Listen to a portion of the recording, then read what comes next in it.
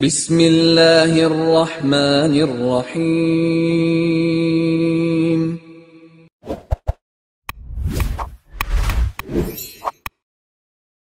السلام علیکم ورحمۃ اللہ وبرکاتہ۔ الحمد للہ وکفی وسلام علی عبادہ الذین اصطفی، اما بعد۔ حاضرین و ناظرین، یہ درس حدیث نمبر 278 روایت سماعت کیجیے۔ بسم اللہ الرحمن الرحیم، عن ابی موسیٰ رضی اللہ عنہ عن النبی صلی اللہ علیہ وسلم انہ قال ان اللہ اذا اراد رحمت امت من عباده قبض نبيها قبلها فجعله لها فرطا وسلفا بين يديها، وإذا أراد هلكة أمة عذبها ونبيها حي فأهلكها وهو ينظر فأقر عينيه بهلكتها حين كذبوه وعصوا امرہ، رواہ مسلم۔ ترجمہ یوں ہے، حضرت ابو موسیٰ رضی اللہ عنہ نبی رحمت صلی اللہ علیہ وسلم سے روایت کرتے ہیں کہ آپ علیہ الصلوۃ والتسلیم نے ارشاد فرمایا، جب اللہ امت کے افراد پر رحمت کا ارادہ فرماتا ہے تو اس امت سے پہلے اس نبی کی روح قبض کر لیتا ہے، اور وہ اس نبی کو اس امت کے لیے اس کے آگے میر منزل اور پیش رو بنا دیتا ہے، اور جب وہ کسی امت کی ہلاکت کا ارادہ فرماتا ہے تو نبی کی زندگی میں اس امت پر عذاب نازل فرما کر اس کو ہلاک کر دیتا ہے،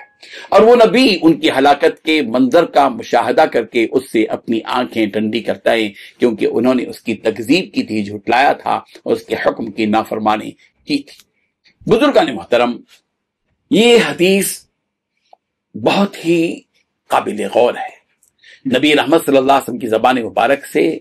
امتوں کے عروج سوال کے اسباب پر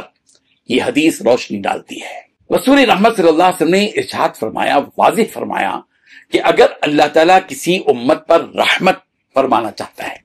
اس امت پر مہربانی فرمانا چاہتا ہے، اس پر اپنا لطف و کرم عطا کرنا چاہتا ہے، تو اس کے نبی کی وفات اس امت سے پہلے کر دیتا ہے، یعنی امت باقی رہتی ہے اور نبی اس دنیا سے چلے جاتے ہیں۔ کیوں؟ تاکہ یہ نبی اس امت کے لیے فرت بن سکے، یعنی آگے جانے والا اور سلف پیشرو بن سکے، کہ تاکہ وہ پہلے جائے نبیوں کے، اور امت کے پہلے وہ نبی جائے اور ان کے لیے آخرت میں شفاعت اور رحمت کا وسیلہ بنے۔ یہ تو ایک طریقہ ہے، یہ ایک بہت اچھی بات ہے کہ قوم باقی رہتی ہے اور نبی پہلے چلے جاتے ہیں، اور قوم کو اچھی حالت میں چھوڑ کر وہ نبی جاتے ہیں تو اللہ تبارک و تعالیٰ کے پاس وہ نبی اس قوم کی سفارش کرتے ہیں، شفاعت کرتے ہیں۔ اس کے برعکس اگر اللہ تعالیٰ کسی امت کے لیے ہلاکت اور عذاب کا فیصلہ کر لے تو نبی کی زندگی ہی میں اس پر عذاب نازل ہو جاتا ہے، یا اس امت کی سرکشی کی وجہ سے، نبی کو جھٹلانے کی وجہ سے، اللہ تبارک و تعالیٰ کے احکامات کی کھلی نافرمانی کی وجہ سے انہیں سزا ہوتی ہے۔ نبی اس قوم کو، اپنی قوم کو، جس قوم نے اس نبی کو جھٹلایا، نافرمانی کی، اس منظر کو دیکھ کر نبی، جو قوم ہلاک ہو رہی ہے، اپنے رب کے عدل، اس کے حکم کی تنفیذ پر اس نبی کو سکون ملتا ہے، اس کی آنکھیں ٹھنڈی ہوتی ہیں، اس لیے کہ اس قوم نے اس نبی کے ساتھ مذاق اڑایا، جھٹلایا، نافرمانی کی۔ تو یہ حدیث ایک طرف انبیاء کرام علیہ السلام کی امتوں کے لیے خیرخواہی اور رحمت کی علامت بیان کرتی ہے کہ انبیاء کا مسئلہ یہ ہوتا ہے کہ وہ اپنی قوموں کے ساتھ بڑے خیرخواہ ہوتے ہیں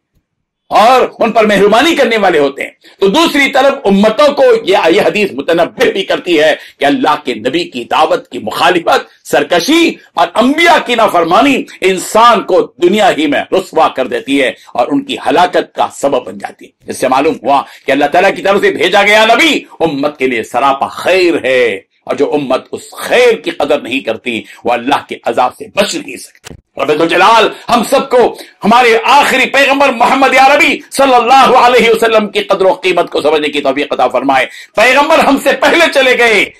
پیغمبر کی موجودگی میں اس امت پر عذاب نہیں آیا، اس بات کی علامت ہے کہ یہ امت خیر امت ہے۔ اللہ تعالی ہم سب کو اپنی پہچان سمجھنے کی توفیق عطا فرمائے۔ آمین وآخر دعوانا ان الحمد للہ رب العالمین.